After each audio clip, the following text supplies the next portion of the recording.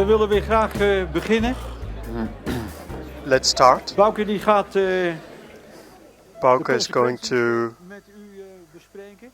talk about the En consequences. nadat hij dat gedaan heeft, geven we nog even ruimte voor aanvulling voor hetgeen wat er uit de workshops And after that she has did that, then aandacht nodig hebben. we will get time for questions. Ik heb inderdaad zeker wat overlap gezien met deel 2 en wat er uit de workshops kwam.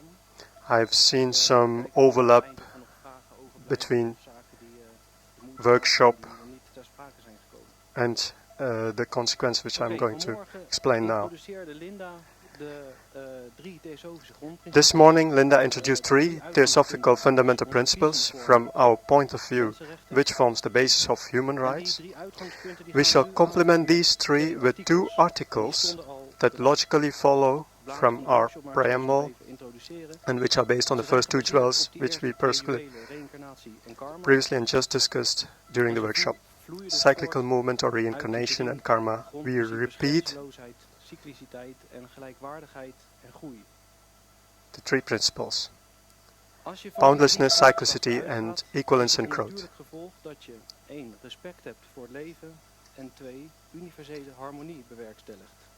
All creatures, if you assume from these 3 basic ideas, it's naturally the natural consequence that having respect for life, achieving with universal harmony.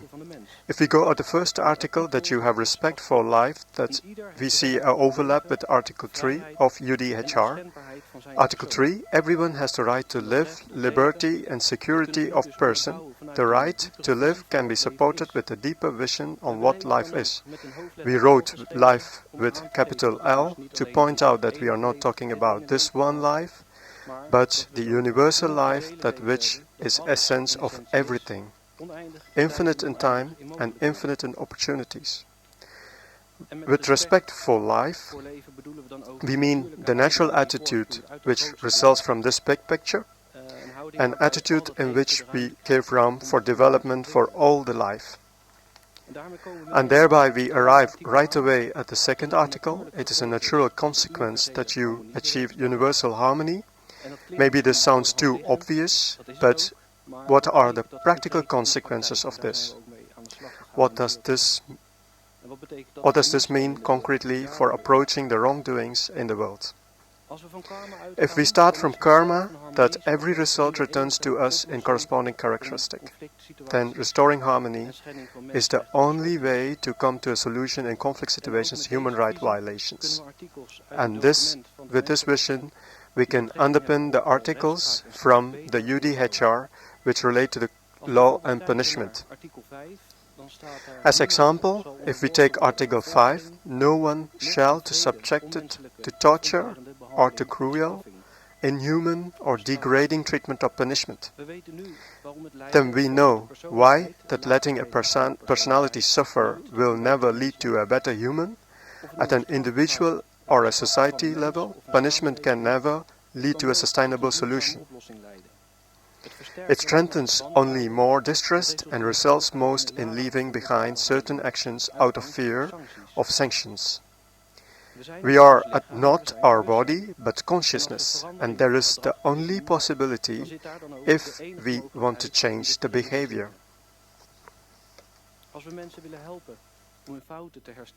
To help people to rectify their mistakes, then we must help them to change their mentality from the inside. We must help them to build a vision so that they themselves, based on their own free will and own insight, can make a change. Then they will not make the mistake even when there is no supervision. Someone who performed an offense must be helped to come again in contact with his higher nature, and that can only be by calling upon and stimulating these characteristics in him.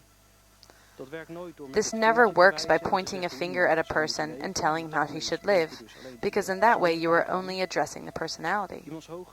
The higher nature can only be encouraged through setting an example, and that's also what we were talking about in the workshops,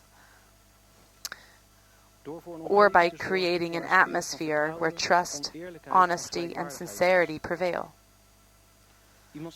Appealing to someone's noble aspects means that being an example so that the other can resonate with it. By giving sincere trust and treating them with equality, their own trust can be re-established. Giving responsibility is really an important element here, by which that trust is strengthened. This responsibility can be deployed at the same time on the basis of activities that are immediately in preparation for returning to society. We can see a really nice example of how this works, where an ex-detainee tells his story about his life was changed and the support that he received. The video clip takes place in a cookie factory that has a motto that they don't hire people to make cookies, but that they make cookies so that they can hire people. They have a social mission to give everyone a fair chance, regardless of their background. And that is how this man ended up working there, in this factory. We'll show you what it did with him. When I first came, I was nervous, but seeing the people that I know from the outside world made it a little easier. Then a lot of people in upper positions always used to take the time out to talk to me, so that made me at ease, and it and it helped me just, pass it along, just try to help everybody else. Yeah. So you do it as well with them, but yes, absolutely. We all basically do it with each other. We all try to do it with each other, because, like I said, how do you mean do it with each other? We all try to give each other different tips, knowledge, or whatever it may be, to help you get through the day. It might help you get through the week. It might help you get through the month. It might help you get through life, So every day. Mentally or? Mentally, basically mentally. I like to deal with mentally, If I see somebody who's down and out today, I just go and try to give, excuse me. I just try to go and give them a little pep talk or whatever, It feels good to be a part of something positive. Because for years, I've been a part of negative, bringing down my community. So it's good to be a part of something that's uplifting the community, or at least trying to uplift the community. And it seems like everybody is jumping aboard with it. So it's a good feeling. So you made quite a career here. Yes, I think I did. I went from as an apprentice, and now I'm a supervisor 7 years later, and they just keep trying, like Kerry right here, they just keep pushing me. Because I thought I would just come here for a job, to be honest with you. I was just happy being a regular baker. Now I'm a supervisor, and they pushing me more. And in the past, my mom used to always say I was antisocial. I used to like to be to myself. And now I'm doing talks in front of film, so it's a beautiful thing for me. Oh, yeah. Yes. You're welcome. Ja, dit is echt een mooi voorbeeld van iemand die This is really a onvoorwaardelijk nice vertrouwen example, I eigenlijk think, krijgt. of what can happen with someone if he gets confidence and is treated without prejudice. He's become a member of something positive instead of something negative, and he wants to share it with others. We see a step in a right direction by restoring harmony and the restorative justice. And this, punishing the offender, is not central, but repairing the damage caused to the victim. This is one step in the direction as mentioned, but in this form of justice there is still separateness, because the recovery is victim-focused and not on the perpetrator, whom in fact is a victim too. Looking at this from cause and effect, the harmony can only be restored if the relationship between the perpetrator and the victim is mended. We heard about from one of the workshops that they were talking about how people handled Germany after the war, how they have to pay fines and things like that. And that was, of course, what ended up, the Second World War ended up happening, that we learned our lesson from that. So after the Second World War, with the Marshall Plan, that didn't happen again. That the land was helped, they were able to rebuild, and the harmony was restored.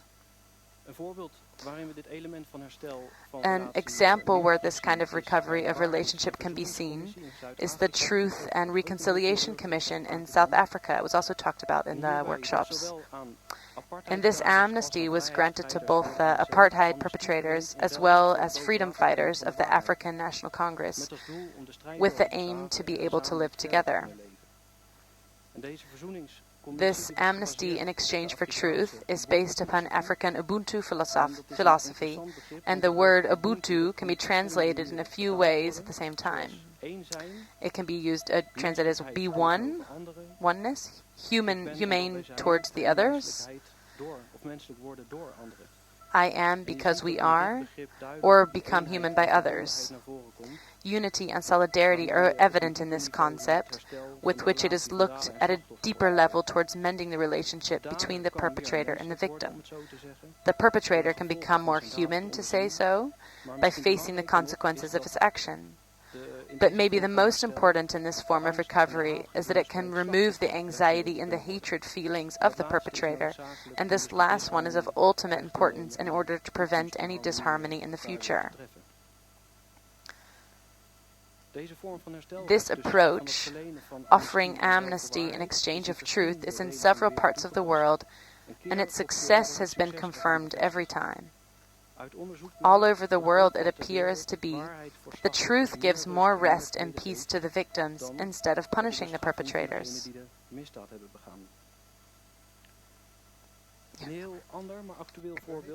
But a current example, as a reaction towards extremism, we see two approaches towards disharmony, from separateness and from unity. After the attacks in Paris and Brussels, the separateness was immediately visible.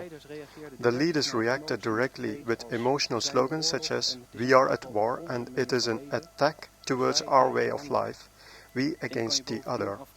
You can ask yourself who they mean as the other, with whom we may be at war with, because no one has a clear picture on this.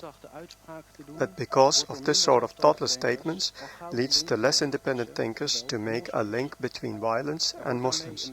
In this way, an atmosphere of fear and separation is created, which is not only next to the truth, but also adds fuel to the fire and strengthens the disharmony. Tensions are not removed, but only fueled. Looking at the events through the window of the higher nature, then we come to an entirely different conclusion and hence also reaction. The different studies of professors and terrorism experts show time after time that religion does not play an elementary role, but the cause of this disharmony lays fully elsewhere, namely the gap in our society. A disharmony resulting from the exclusion and treating a group in that society not equivalent. It is the feeling of injustice and powerlessness, of continued deprivation, which eventually leads to violence, as it turns every time that only the last step is then the radicalization. Naturally, this does not justify the attacks on any way, but it gives us insight in why such things happen, and more importantly, where lays the real cause and disharmony and hence the solution. The only solution for this extremist violence is to tackle inequality and to ensure that frustration does not get a chance. Through young people find a connection back to the society, to ensure they have opportunities and sense of belonging. In short, they can compete fully in the society where everyone can contribute, so that reaching the natural equilibrium of dynamic harmony.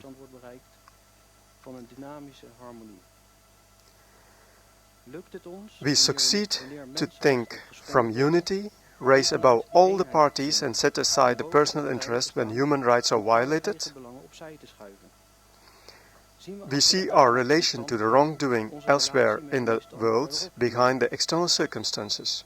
We help a country to expel a dictator through violence. We all see the terrible consequence of this in Iraq, where the resulting disharmony has created a breeding ground for violence and bomb attacks, our order of the day. If we think that a leader must not enrich himself at the cost of people, then it is up to us to give a good example. If we have a law in the Netherlands that permits tax evasion, we are feeding the characteristic and hence partly responsible for these whom enrich themselves. But done at the way, this is striking because to do less smart. This is the same characteristic but in a different disguise. It is a mental atmosphere which is created by every action. We react from separateness or from unity. We set up trade limits or we give everyone equal opportunity. We trade with weapons or we refrain because the moral concerns outweigh economic interests. Cut down costs on education and call for severe punishments, or we invest in education and mentality change where we tackle crime at its source. These are piece-by-piece examples of choices that affect or effectuate harmony in the world. Choices that make a country more or less resilient against human rights violation. When a society is at harmony, then the crime and injustice does not get a chance. The society is a sum of all the thoughts and actions of the individuals of which it is composed of. We always affect the whole. No thought or action shall have no effect. It is our choice. Are we part of the problem or part of the solution?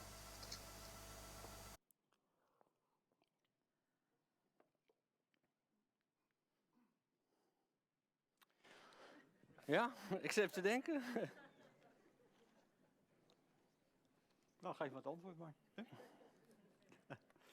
Oké, dames en heren, we hebben gelegenheid om misschien nog even van gedachten just exchange some ideas about some themes that came up in the workshops. Bouke die heeft er dus in zijn Bouke gave us meegenomen. a lot of ideas he already brought in his consequences.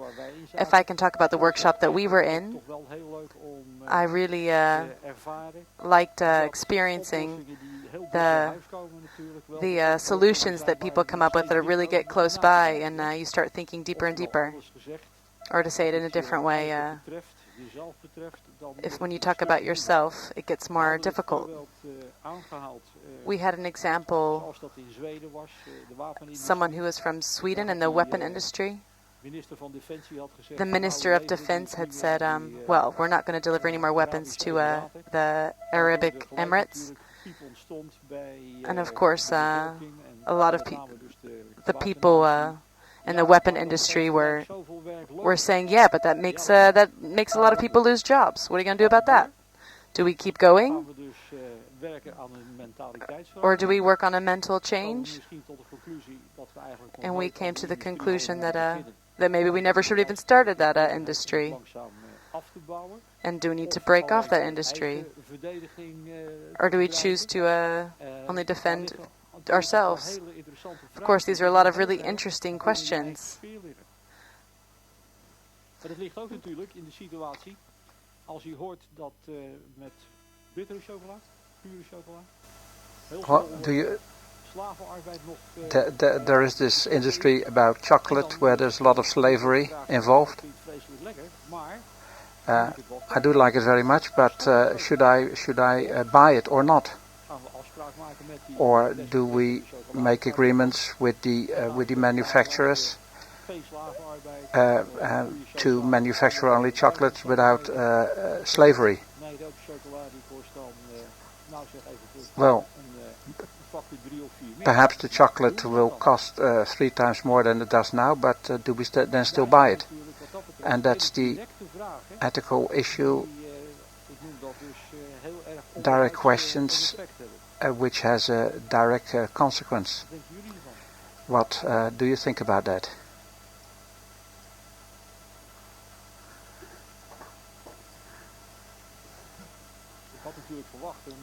Well, I was expecting a lot of cheers. Well, now people raise their fingers to... There we are. I think chocolate is a luxury article. It's a luxury article, and it may cost a little, yeah. I hear fair trade is always more expensive. There is a movie about fair trade, which gives a couple of questions. How far is fair trade really fair trade? 100%? 25%? 75%? These are a couple of interesting challenges. What the moral of things is, of course, that it's very easy to say it has to be solved there. Well, actually it has to be solved here, with us. Do we want to close a deal with countries with dubious? Do we want to stimulate that?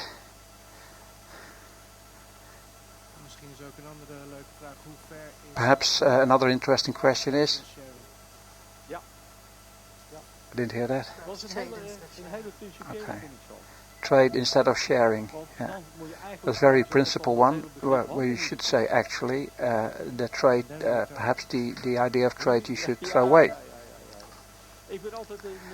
I'm always a fan of coffee makers, because the fair trade idea is very interesting,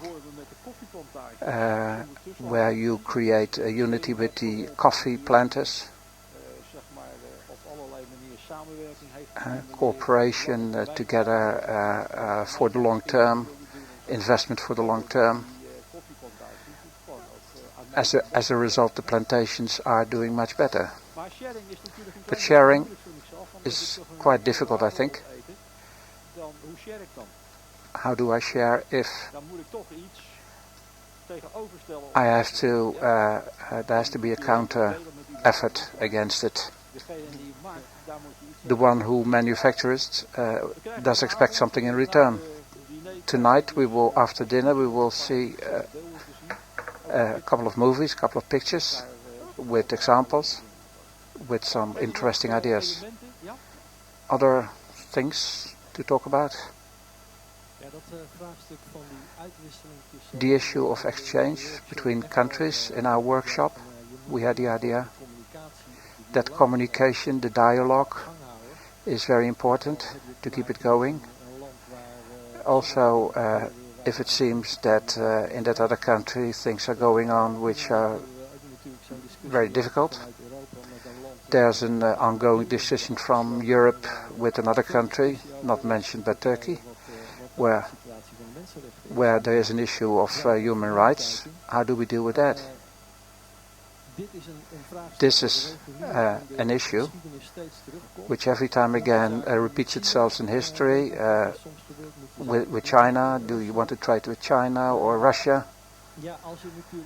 If you isolate those countries, that's impossible.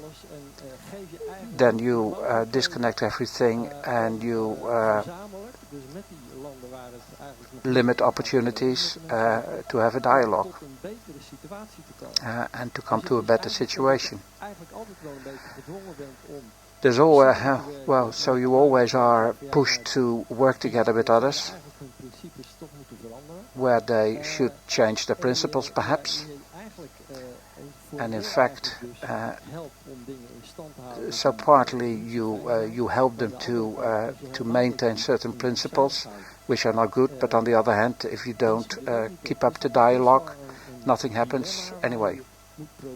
That's quite a dilemma, where you have to keep communicating and try to help each other to a higher plan. It's also in our workshop was an issue. But then you are in a situation, you do not want to stimulate the negative, you want to stimulate the positive effects. But there's no absolute distinction between these two. But there is a challenge where I completely agree with you, where we should not give perhaps the money to Greece, but on the other, refugees already were there. Well, the disadvantage, if they're in Greece already in Europe, so you can't refuse them anyway. the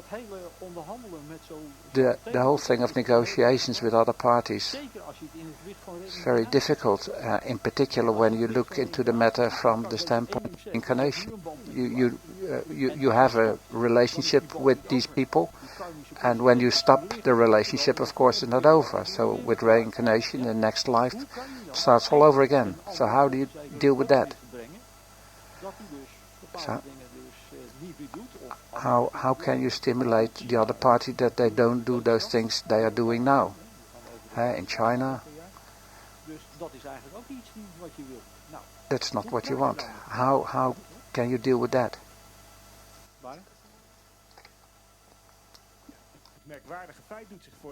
A remarkable thing is that when we talk, we're always talking about the economy. If you look at the picture that came up twice today, the soul, spirit, and body, the economical, with the mental area, you don't have to cut any of the bonds. You can always exchange ideas.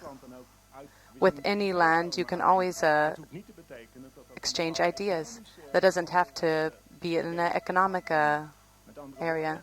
In other words, always have contact in the mental and the spiritual, but not always at the economical level. That's my vision. Good. Any other comments? In our group, we had a good example about the ping-pong diplomacy. It's not about the handle or the trade or the money, but at that way of sport, the ping-pong, that they had contact in that way. So then you could just keep contact.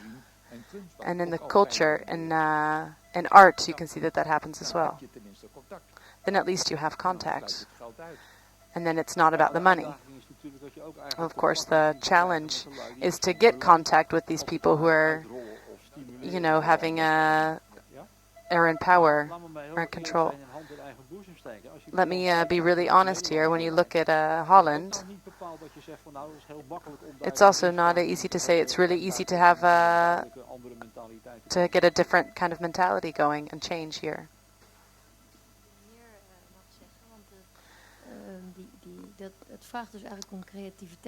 The question to use creativity to get to the above personal, that sport is a way to connect, that you can keep in contact with people, that you're not excluding a country, that you find a way to get the people and the leader to have insight that that's not the right way. And I, with working in space, I was working there from the 66, and we always had contact with Americans and with the Russians, and what the politics were up to had absolutely no influence on our contact. But if our contact had any influence on what happened in Russia, I don't know. But the contact was there. On the technical and the scientific way, the contact was there.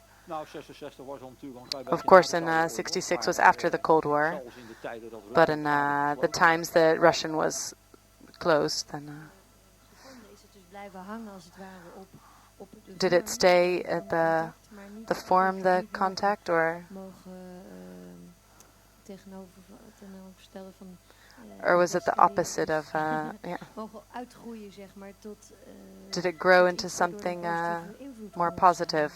Did a change happen? Maybe it, what I mean is that in every country, and you have in Holland, you have different layers, and the layers, in the space between the layers can be pretty big.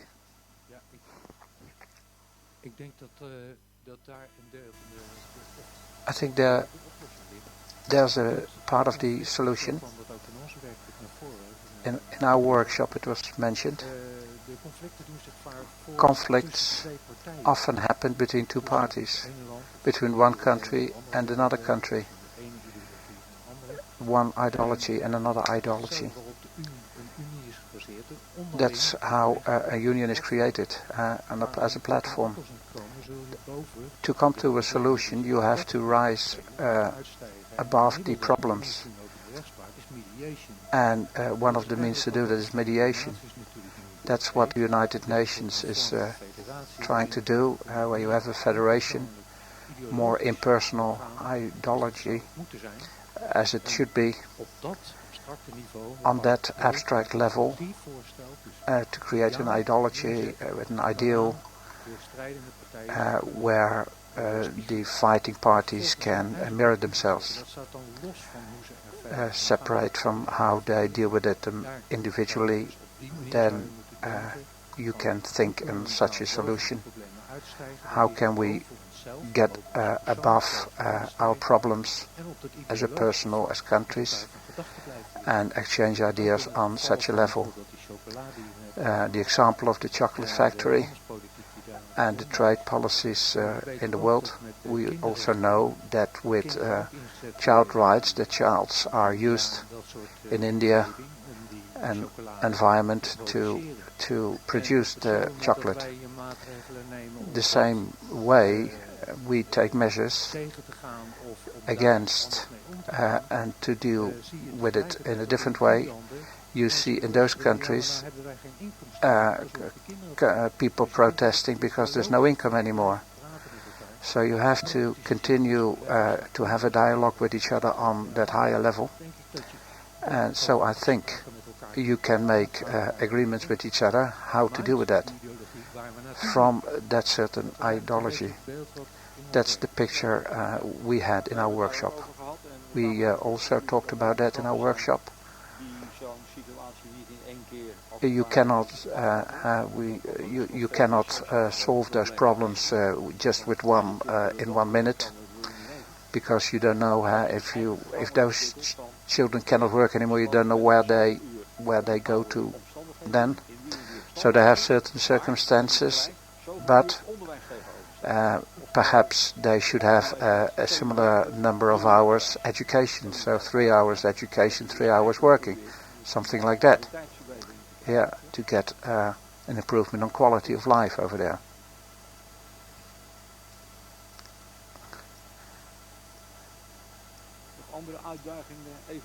Any other problems you want to discuss? If not, thank you very much, Bouke, and we expect you back at 7:30 for our evening program. Thank you very much.